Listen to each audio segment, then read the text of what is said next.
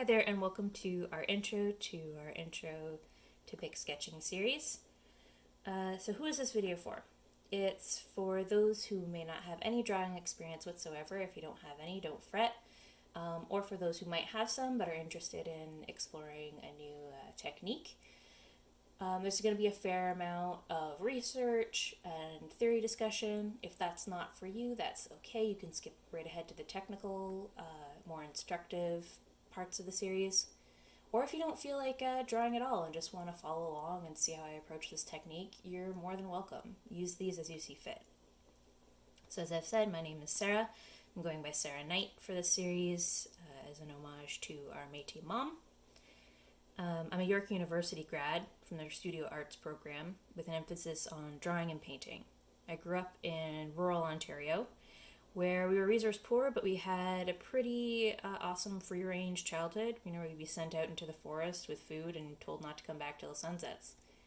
I mention this because I think it has some bearing on why I enjoy cheap, disposable, recyclable, reusable materials. They are accessible and they are on hand. They're not precious. I think that those of you who might have signed up for an art course in the past can relate to just how prohibitive or discouraging or overwhelming the price tag on some of the course kits are, which I know I totally embrace people to go out and try whatever mediums they can get their hands on. But there is the reality that sometimes when there is that price tag looming in the back of your head, it can be a little bit of an obstacle to letting loose and being free and, exploring and taking risks. And that leads me to one of the aspects of drawing with BIC or any type of pen that separates it from pencil sketching, which is that it is permanent. And this is something, especially to those of you who might be starting out, which might seem super scary. But it's actually one of the aspects which I really enjoy about pen sketching. You really need to commit to the lines that you're making. There has to be some intention behind them. And if you mess up, you can't erase. You're going to have to improvise or build upon what you've done. And that's why I've said a bit of a nod to the Bob Ross approach, where you embrace your mistakes and they have like happy accidents. As opposed to erasing and starting over and getting caught up in the minutia of making it perfectly perfect. If there's anything I can encourage folks out there who are embracing drawing for the first time to try to do, it would be to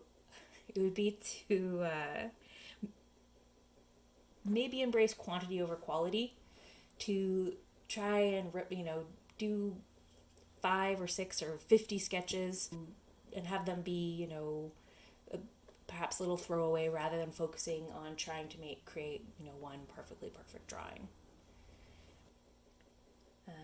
So lastly, you're just going to break down these videos by subject. We're starting off with the little brief intro we're doing right now. The next video will focus on materials and some theory. Then we're going to get into getting started, setting up, a couple tips on how to get going if you're worried about being confronted by the blank page. It can be a little bit intimidating when you're starting out. Some basic techniques, then into projects 1 and 2, which will just be, some basic ones that you can do at home. 7 will be a time lapse of me undertaking like a more invested drawing, hopefully something that will come out a little bit more polished, a little bit more finished. I'm actually not sure entirely what that's going to be. I hope to develop that idea along with you as we undertake these steps together.